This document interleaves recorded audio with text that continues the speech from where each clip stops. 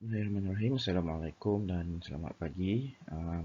Hari ini kita jumpa lagi untuk mata pelajaran Pendidikan Kesihatan tahun 5. Jadi sebelum ini kita sudah belajar mengenai sistem reproduktif manusia. Jadi hari ini kita akan sambung kita punya pelajaran masih lagi unit 11. Okey, masih lagi unit 11, cuma kita akan ke tajuk kitaran haid. Okey, kitaran haid. Okey, standard kandungan hari ini ialah kemahiran membuat keputusan dalam konteks kesihatan diri dan reproduktif. Standard pembelajaran 1.1.3 mengaplikasikan kemahiran mengira kitaran haid. 1.1.4 menjana idea kepentingan mengira kitaran haid. Okey. Awak boleh tengok buku teks awak sambungan kepada tajuk sebelum ni ya. Apa itu kitaran haid?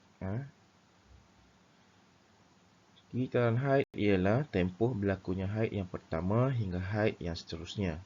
Kitaran ini bermula dari hari yang pertama kedatangan haid hingga hari pertama kedatangan haid yang seterusnya. Okey, haid ni hanya berlaku kepada manusia perempuan, lelaki tidak berlaku. Jadi apa yang kita nak fokus ni ialah kitaran dia. Hari pertama hingga hari terakhir dikira satu kitaran. Biasanya 28 hari. Okey, tengok sini pula. Sebagai contoh, kitaran haid Lisa ialah 28 hari. Hari pertama haid dikira apabila Lisa mula mengalami haid itu sendiri. Biasanya haid akan berlaku selama lebih kurang 7 hari. Selepas itu, Lisa akan memasuki fasa pembaikan, fasa subur dan akhirnya fasa pra-haid. Ketiga-tiga fasa ini akan mengambil masa lebih kurang 21 hari. Kemudian Lisa akan mengalami haid sekali lagi. Okey. Haid hanya berlaku pada orang perempuan dan bila seseorang perempuan itu sudah didatangi haid, mengalami haid, maksudnya dia sudah akil baligh.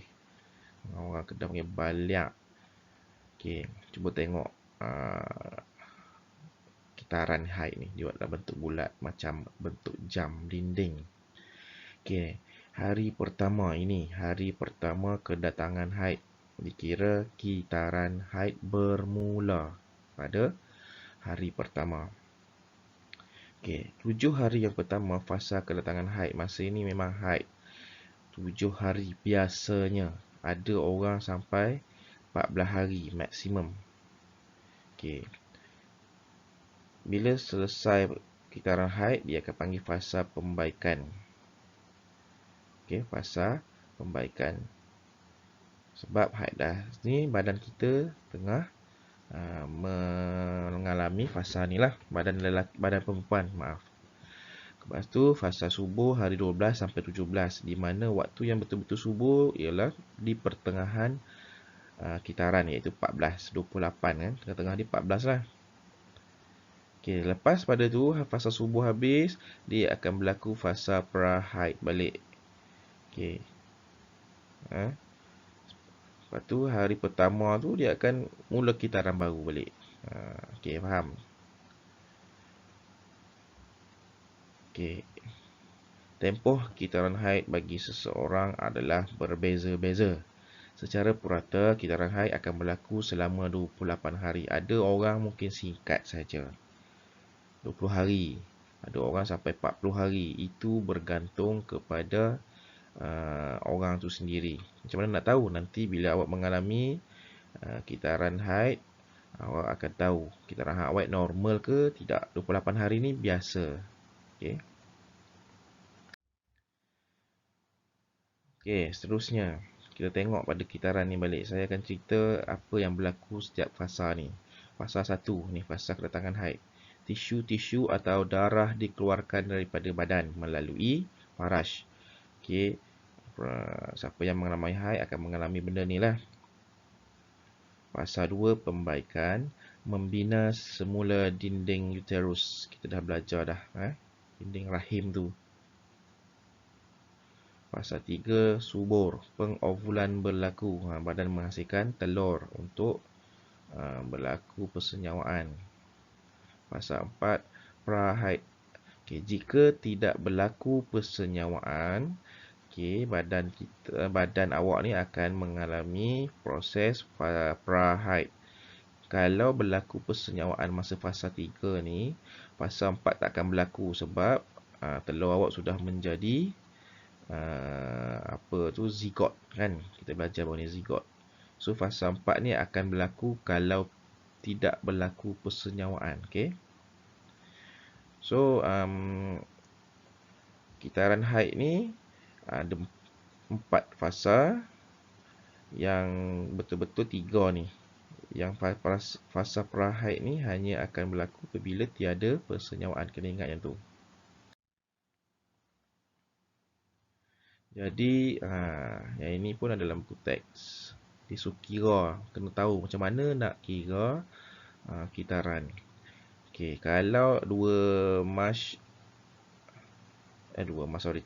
Februari berlakunya hari pertama haid, maka 28 hari selepas itu ialah 2 Mac akan berlaku kitaran yang kedua, yang seterusnya. Maksudnya 3 hingga 2 ni jarak dia ialah 28 hari.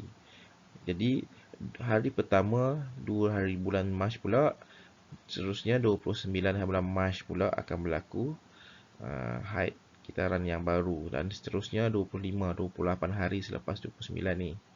So awak kena mahir tengok kalender lah. Okey, jadi apa kepentingan mengira kitaran haid? Apa kepentingan dia? Okey, antaranya ialah 1.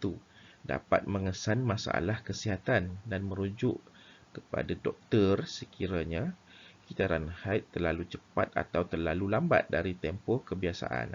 Bila tak normal, mungkin lambat sangat 28 hari dah lepas dah sampai tak haid juga, boleh pergi jumpa doktor untuk cek. Seterusnya, tempoh kedatangan haid melebihi 15 hari. Okey, darah haid keluar melebihi 15 hari, itu maksudnya ada masalah juga. Ataupun haid tidak berlaku. Haid tidak berlaku tu boleh cek dengan doktor juga. Nombor 2, dapat merancang kehamilan selepas perkahwinan. Okey, siapa nak kahwin tu perlu tahu kitaran haid.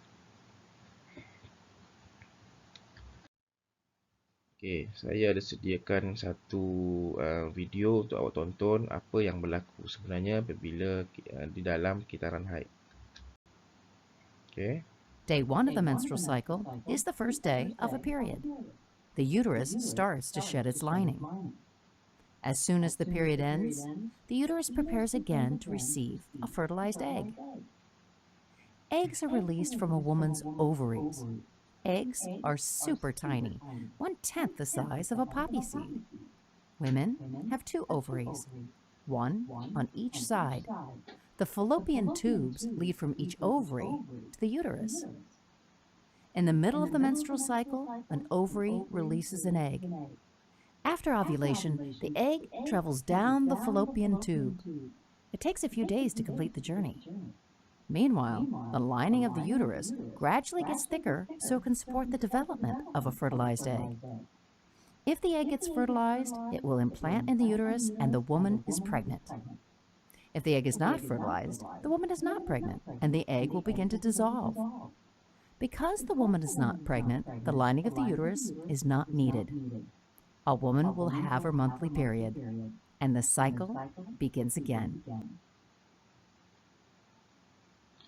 Okey, itu adalah proses kitaran haid. Okey. Tengah ni akan ada darah yang melekat pada dinding uterus untuk bersedia menerima zigot jika berlaku persenyawaan. Jika tak berlaku, dia akan keluar balik sebagai haid. Okey. Ingat, kitaran haid akan terhenti jika persenyawaan berlaku dan wanita akan mengandung. Okey. So, untuk latihan, sila lukis gambar kitaran haid, iaitu yang ini. Tulis apa yang berlaku di setiap fasa. Saya dah cerita tadi fasa 1 apa, fasa 2 apa, sampailah Fasa 4 salin balik yang tu dalam video ni saya dah bagi tahu tadi. Boleh tengok di dalam video ini. Tulis kepentingan mengira kitaran. Hai, kepentingan dia pun salin. So itu saja untuk hari ini. Tahniah, semoga berjaya.